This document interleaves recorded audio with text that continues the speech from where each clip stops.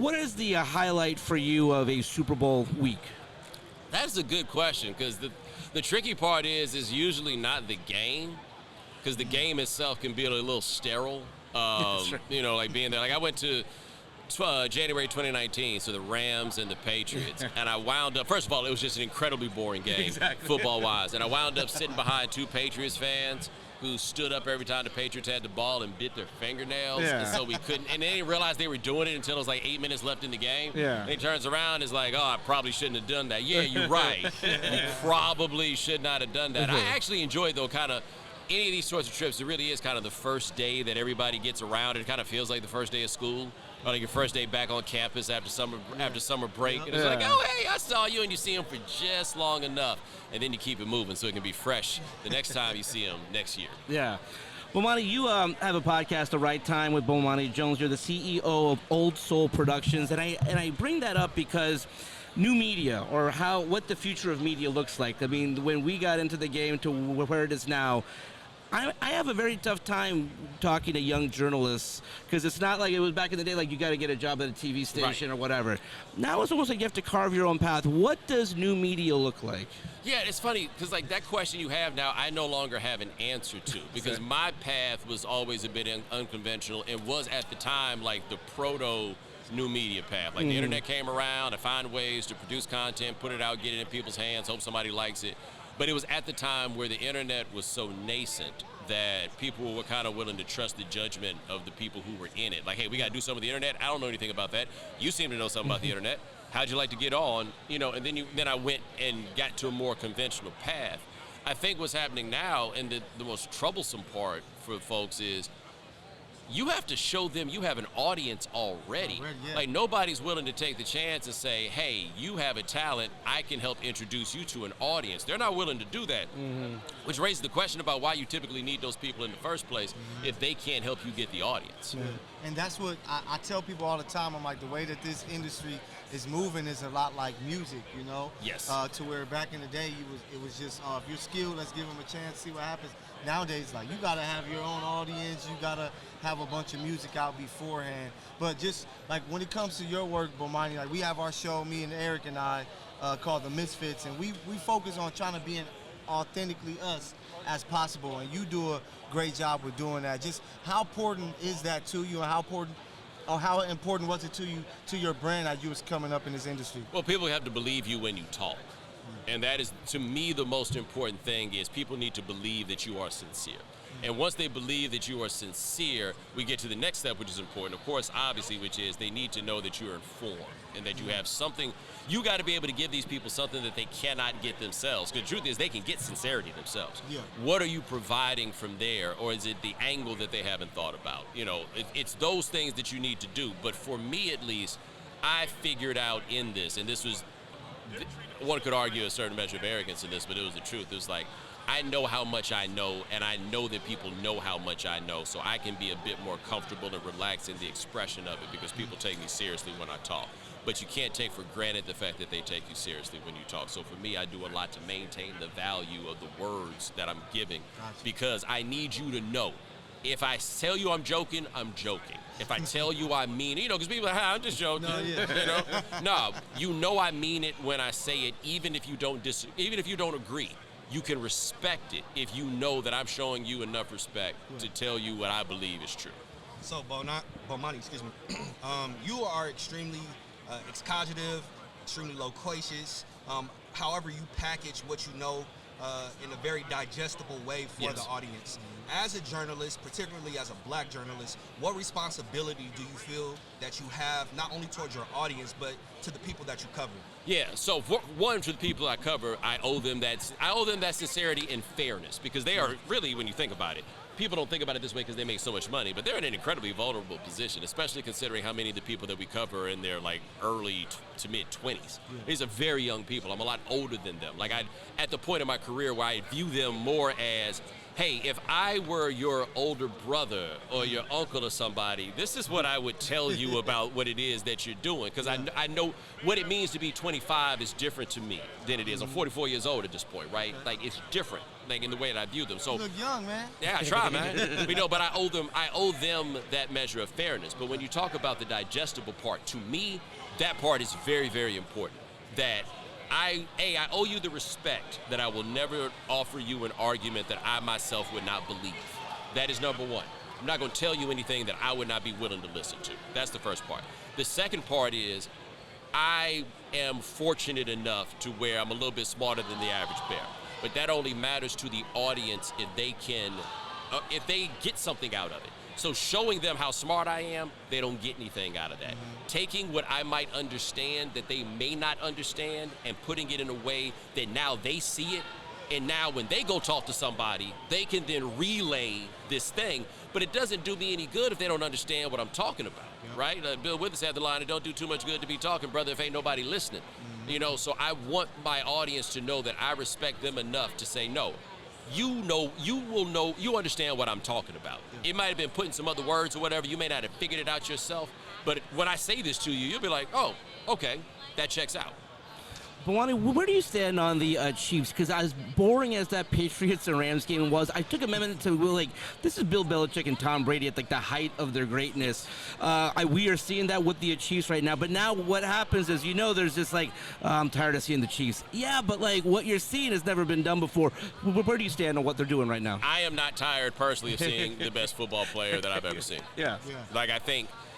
Football player is a tricky thing because, is he better than Jerry Rice, for example? No, but we know, quarterback comes with a boost and everything else, and he is the best quarterback that I've ever seen. I don't need to see 15 more years. I don't need to see 5 more Super Bowls. I know what I'm looking at right here. Tom Brady, I was here for that. Joe Montana, I was younger, but I was here for that. Brett Favre, we go through a list of guys. I was there. I saw them. It ain't this. And what makes it so interesting with him now is it went from the video game era of it to the I am just in total control and I don't have to do that anymore. It is absurd to watch what he is doing. And no, I am not tired of it, but I get it. And this is what I think people lose sight of with a team like the Chiefs.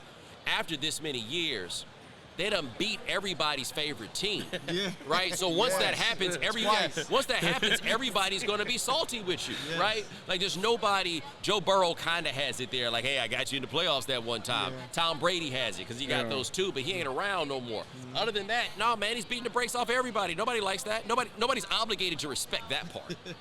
Agree. So, question we've been asking players, members of the media as well. Just taking you back to your childhood, what was your first memory of the Super Bowl and what stood out to you? Super Bowl 22, January 1988. Doug Williams threw 4 touchdown passes in the second quarter. That is the first one. I was 7 years old for that one. And I didn't understand fully why that game was such a big deal in the house. Obviously, and then it happened, right? And then it went. That is absolutely the one. So, Bomani, I know you're a huge hip-hop fan. Kendrick Lamar, halftime show. What does it mean for hip-hop to be on such a global stage?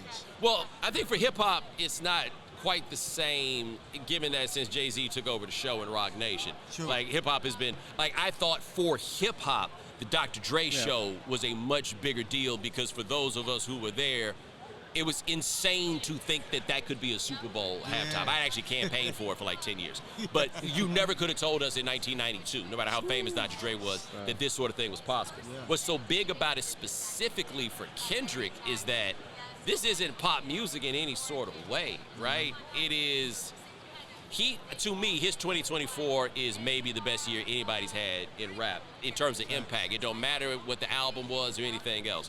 That man shook the world up in a way that I can't think of any rapper shaking the world up at that point.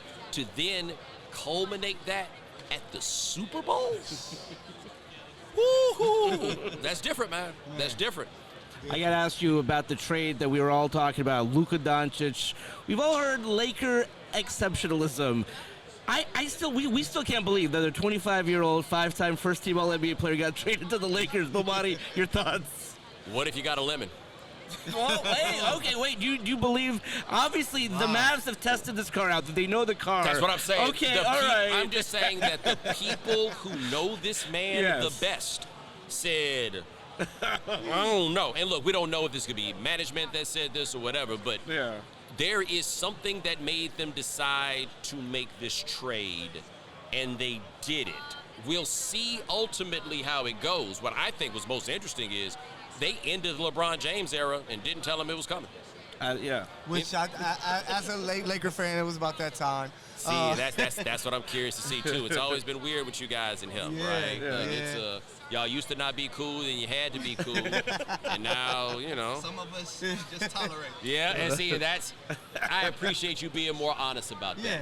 Yeah, we talk. He's in purple and gold, so we got to love him for now. Once he's out of here, the true facts about y'all him. treating him like he Larry Bird. Hey, no, he's not Larry. So, with the big game coming Sunday, a lot of people going many different ways. I even heard some people say, hey, Eagles are going to blow them out. The Chiefs don't look the same. Well, what does Bomani think about this game on Sunday? I think that I cannot bet against Patrick Mahomes. I also think that the Eagles are as loaded as any team that I can think of or that I can remember. It's just going to be about how well their quarterback plays. And I know people feel like Hurts is being disrespected, but it's not true. The inarguable fact is that team's weakest position group is quarterback. That doesn't mean the quarterback is weak, but you got more faith in every other group of that team than him. But if that offensive line keep moving furniture like they've been moving furniture, it doesn't matter. Like this could shape this has the potential to be an excellent game. All-time classic. So, Bomani, last question for me at least. I'm curious. I'm a storyteller. Like I told you before, you're somebody that I have always admired in this game. What's your why? What compelled you? What drew you to journalism? What made you such an effective storyteller? It's kind of that's changed as things went, right? So what got me into it as much as anything else is that I really, really enjoyed it. And then I figured out, because my background's a little unconventional, that the way I could go about it was my game was I knew a lot about sports, but I wasn't a sports journalist in that way. My game wasn't strong there, but I could compare. I could take sports connected to larger world, connected to pop culture, a few of those things. And so I did that. And then as it went, I had a voice that sports allowed me to talk about important things in places where people wouldn't necessarily expect it, which then broadened people's knowledge of who I was. And then I could talk about larger things that didn't have to do with sports in other places because of what I managed to do with sports. And then within sports became very important because the world and those larger macro issues were coming directly to sports. And I felt like people needed some help with understanding some of those ideas, and then I could do it. Now, at this point, what I am more locked in on and more concerned with is, as the money has gotten bigger, and especially the encroaching of the gambling onto everything, I want to lock in and have a reminder of us. Why do we enjoy this in the first place? What are we in this for? And so I'm trying to get away from doing as much stuff that's argumentative about whether this was the right play, that was the right play, or whatever, but get more so to the essence of, like, why does this make you feel the way that it makes you feel? Why does this bring us together? Why does this draw us in? That is, right now, for me, what I want to do. Now, I know with the way these algorithms work and stuff, that ain't necessarily the most viable approach if you're trying to make $1 zillion, but I did okay there, right? Like, now, I really want to get into what are the human connective elements of what we're doing. And I think those things, especially as the world catches a little bit more on fire, hopefully we got time that we could take just a little bit to appreciate that we love these things. Why? And get there. And I think I got a decent handle on why it is that we do. And so I want to lean in on those things. Bomani, thank you so much for your time. The right time with Bomani Jones, but just such a pleasure. Thank you so much. Thank you, man. I appreciate it.